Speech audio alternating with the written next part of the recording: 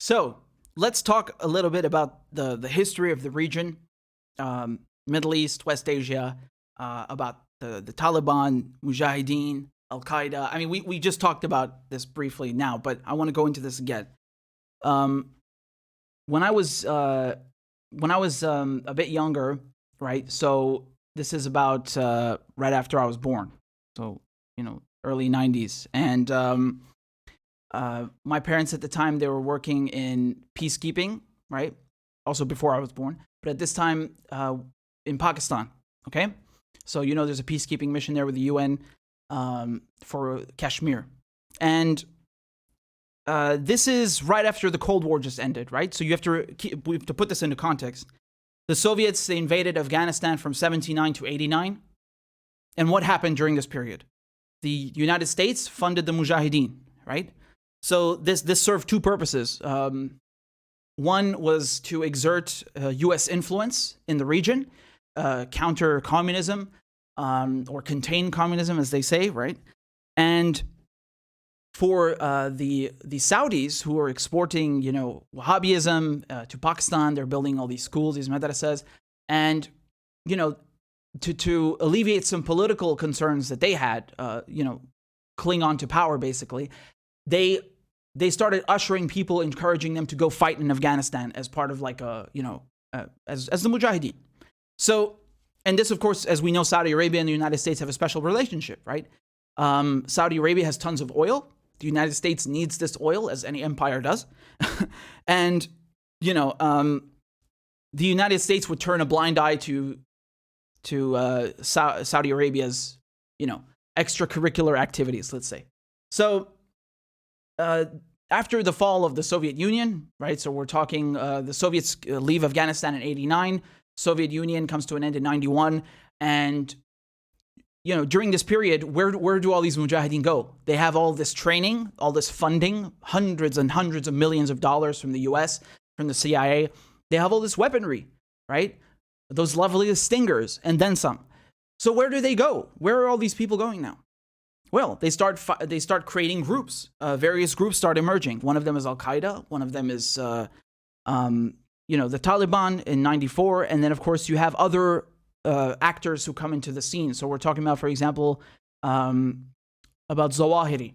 Okay, now Zawahiri, he did not start with Al Qaeda at the beginning, right? So he started as part of Islamic Jihad in Egypt, and this guy became Osama bin Laden's right-hand man.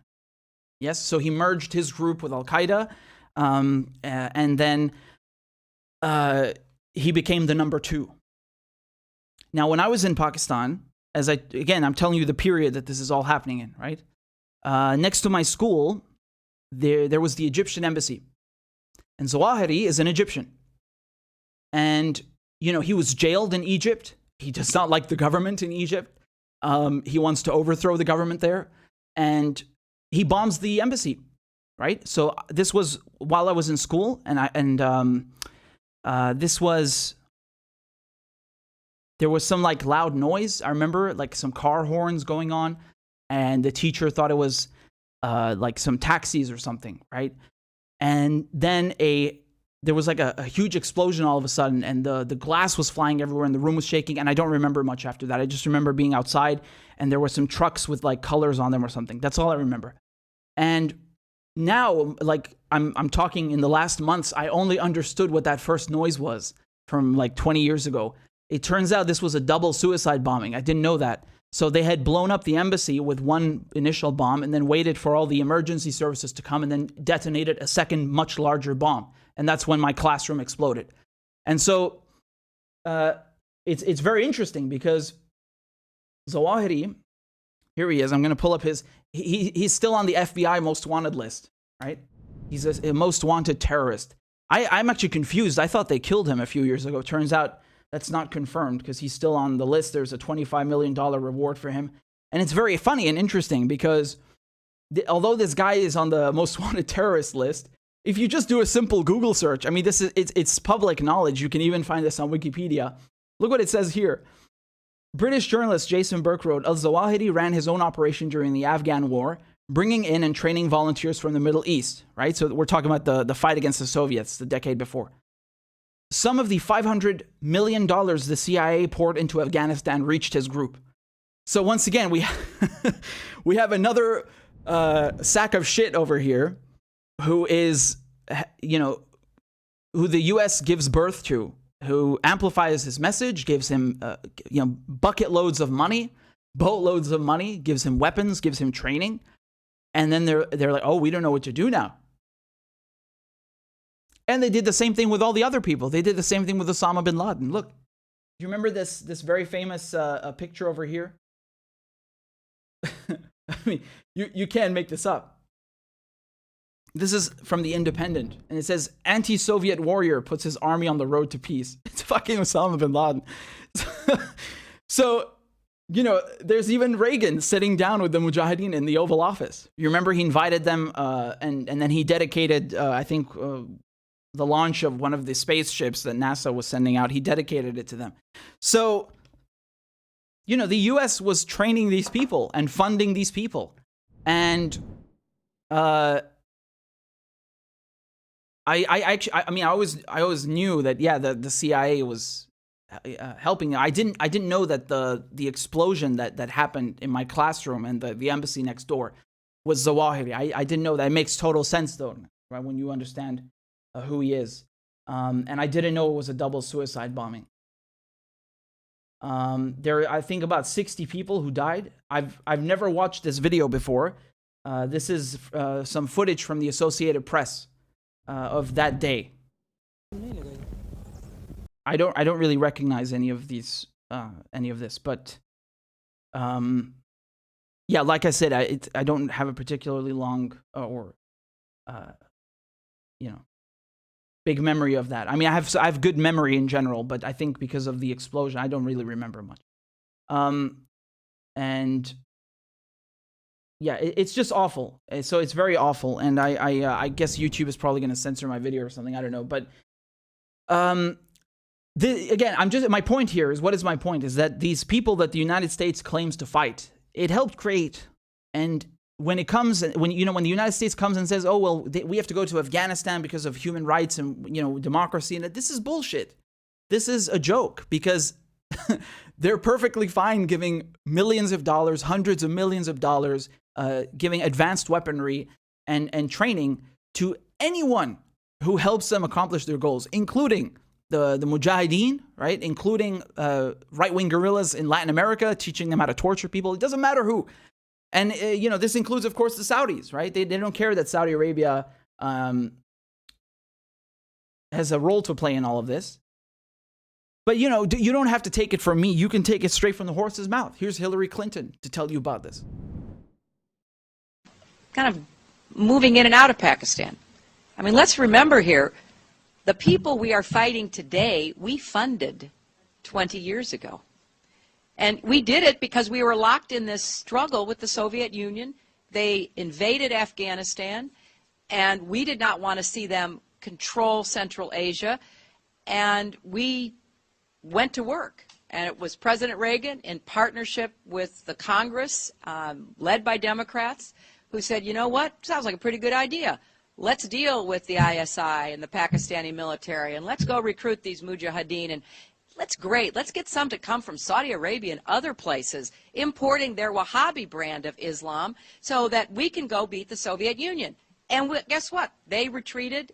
They lost billions of dollars, and it led to the collapse of the Soviet Union. So there's a very strong argument, which is, it wasn't a bad investment to end the Soviet Union, but let's be careful what we sow, because we will harvest. So we then left Pakistan. We said, okay, fine. You deal with the stingers that we've left all over your country. You deal with the mines that are along the border. And by the way, we don't want to have anything to do with you. In fact, we're sanctioning you. So we stopped dealing with the Pakistani military and with ISI, and we now are making up for a lot of lost time.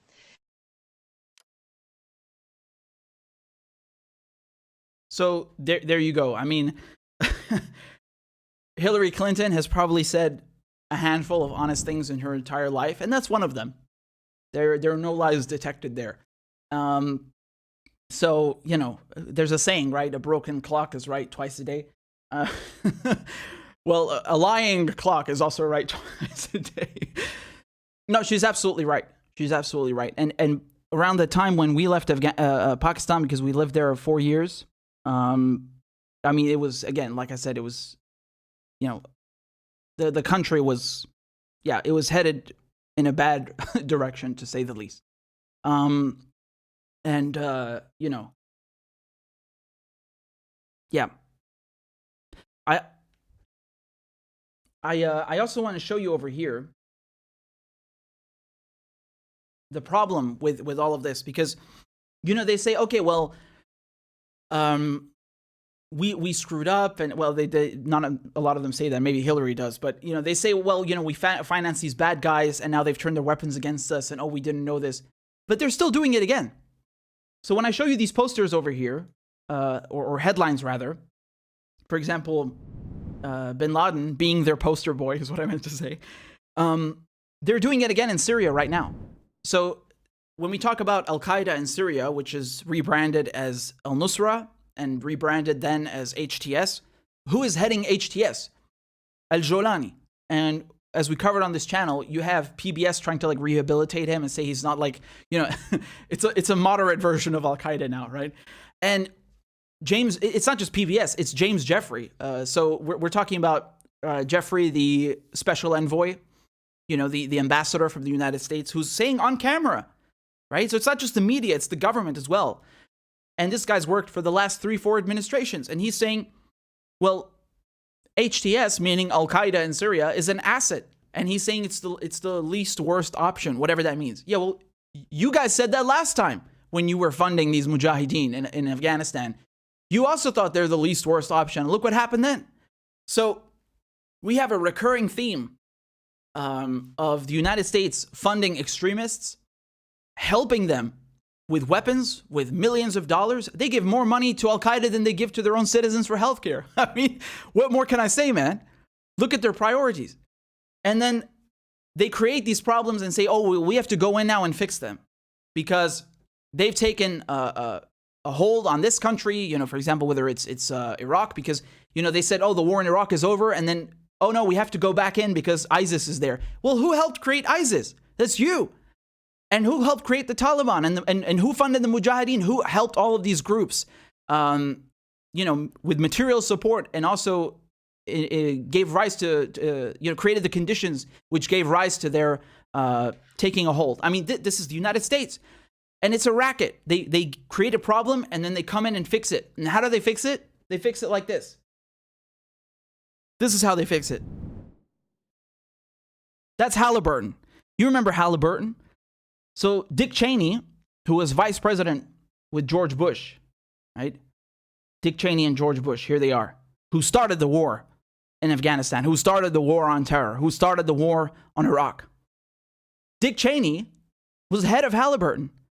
And I mean, for those of you who know what Halliburton does, they provide a wide array of services to the military. They're a contractor.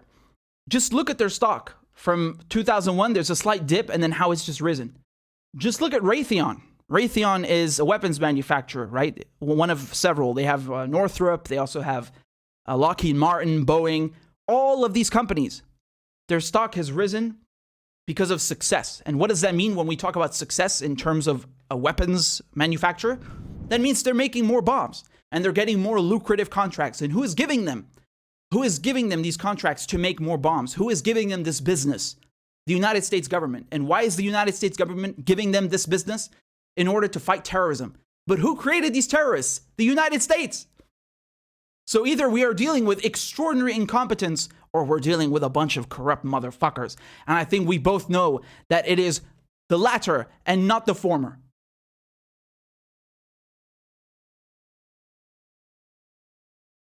I mean, when Hillary Clinton is telling the truth. Jesus. So even this Zawahiri, who I was just telling you about, who blew up the embassy next to my kindergarten, right, in Islamabad, he has, you know, he's a wanted man on the FBI's list. But so is Al-Jolani. So again, the guy I'm telling you about who heads HTS in Syria, it's just Al-Qaeda, He's also a wanted man by the US. He also has a $10 million bounty on his head. And yet the US ambassador, the special envoy, is saying that he's an asset. Well, you need to make up your minds. This guy was fighting with Al-Qaeda. He was killing US troops in Iraq, right? He was killing Iraqi civilians in Iraq, blowing up innocent civilians, committing acts of terrorism. And now he's running Al-Qaeda inside of Syria. So he has a long, long history of terrorist activities. And now they're calling him an asset? I mean, what what am I supposed to say, man? The whole thing is a racket. It's really a racket. And people who can't see that, I mean, they're idiots. You are an idiot. This is 101 about US politics. You have a collaboration, unison between Democrats, Republicans. It's one party. It's the war party. And it's just two wings of the same party, but they're allies together. Why are they allies? Because look at who they serve. They serve Wall Street. They serve the military-industrial complex, the arms industry. There is no difference in foreign policy. There is no difference in how they create these threats and then claim to be saving the world from them, right? There's no difference whatsoever. So when you hear people coming and saying, well, all these developments in Afghanistan, they're really bad for women's rights, and women are going to have it really bad under the Taliban. Yes, that's true. That's definitely true to a certain extent. But do you know where women also have it very bad? Saudi Arabia. Why is no one talking about Saudi Arabia? Why do these people who say that the US should stay in Afghanistan and invade and occupy a sovereign country for the sake of women's rights do not make the same argument for Saudi Arabia? I will tell you why. Because Saudi Arabia is a US ally and gives the United States oil, right? That is why. So this is clearly not about women's rights. It's about who is a U.S. ally. Are you a U.S. ally? Oh, okay. Then we don't care about women's rights. We don't care about human rights. We don't care about democracy. In case you haven't noticed, Saudi Arabia is definitely far from being a democracy. They even massacred. They fucking chopped up a U.S.-based journalist, Khashoggi, who's working for the Washington Post, who's residing in the U.S. They chopped him up, and the U.S. won't do anything about it. So this is clearly nothing to do with human rights. It's nothing to do with democracy. It's nothing to do with nation building. It's about what works for the U.S., what is good for the corporations, and what is good for the empire. That is the only, that is the only determining factor. So anyone who comes here and says that, we should keep, we meaning NATO, right? Because it's not the United States, it's of course Britain and Australia who've committed heinous war crimes. That should continue occupying Afghanistan, and they should not go back to Australia and to Britain and withdraw. They should stay there another 40, 50, 60 years. And saying it's for women's rights. I mean, who are you kidding, man? You don't care about this issue. You're full of it.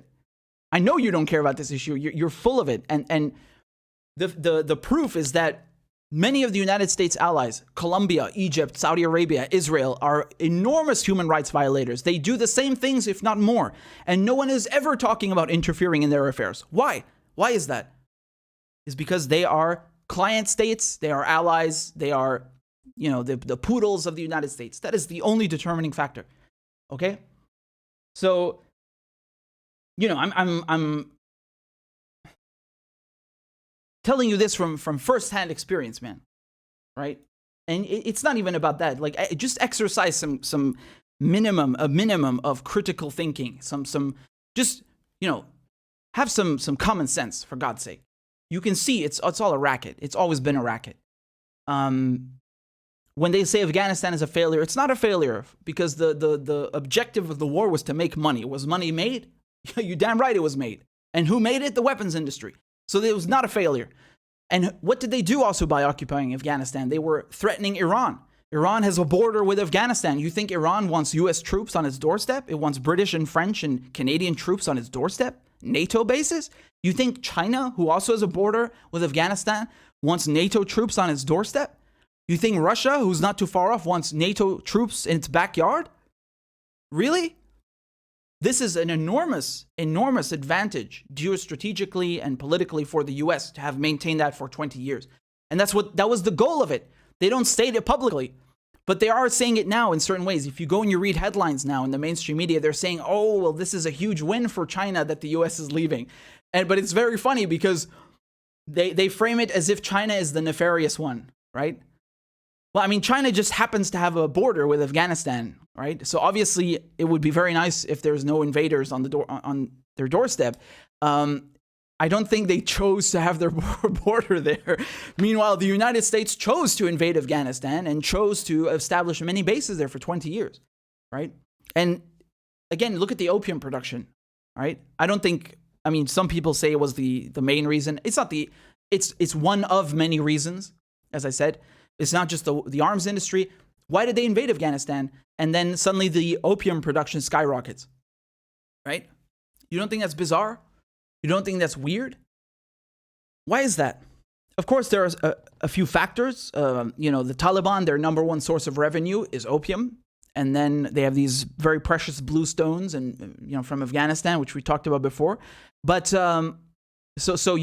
farmers had incentives to grow it. They could sell it. And given that they're under occupation, this is, an unfortunate situation. But the United States and the NATO powers enabled that. So instead of leaving Afghanistan alone, they helped create the situation and encouraged this. And, the Taliban is stronger than ever now. So if they claim it was about defeating the Taliban is stronger than ever. And if it was about defeating Al-Qaeda, Al-Qaeda is stronger than ever. And it's now not even just there, it's also in Syria now. And they're supporting it in Syria. So complete hypocrites. Complete hypocrites. They say one thing and do another. So another thing that I want to talk about is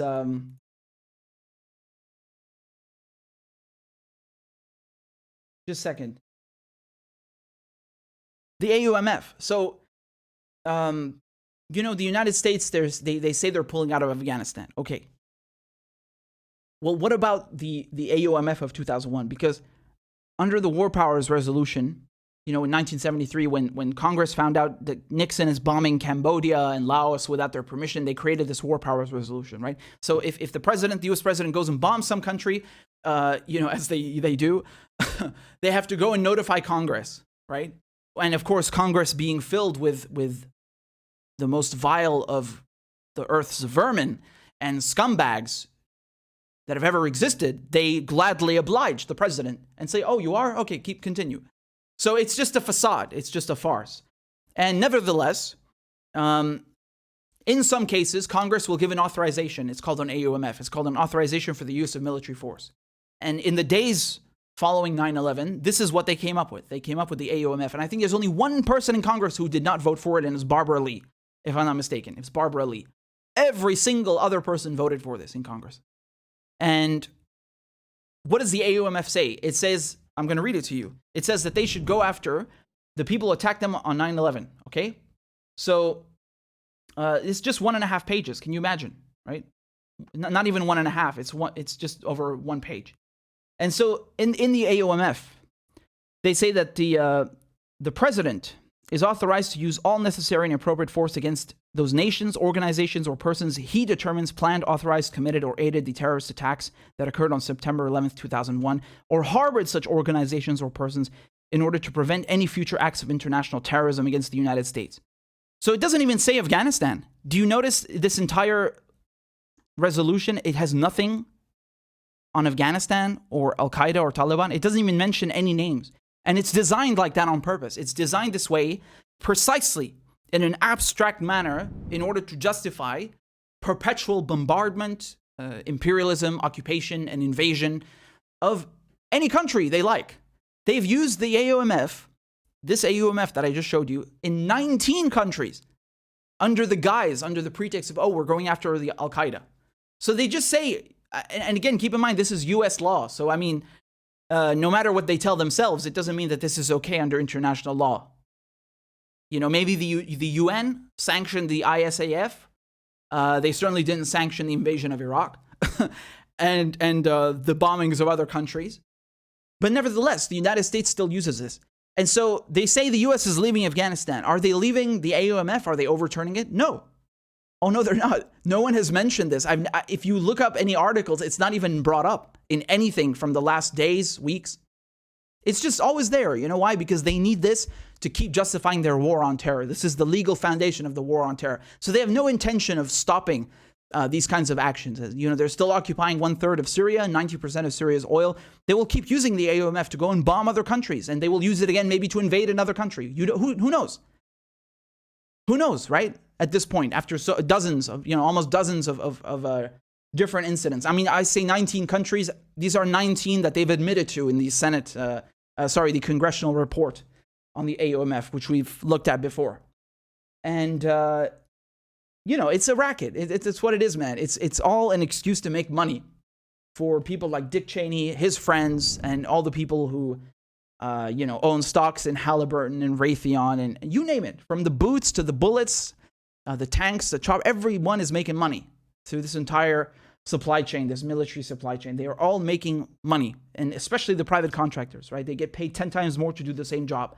So this whole war on terror has been a sham from day one.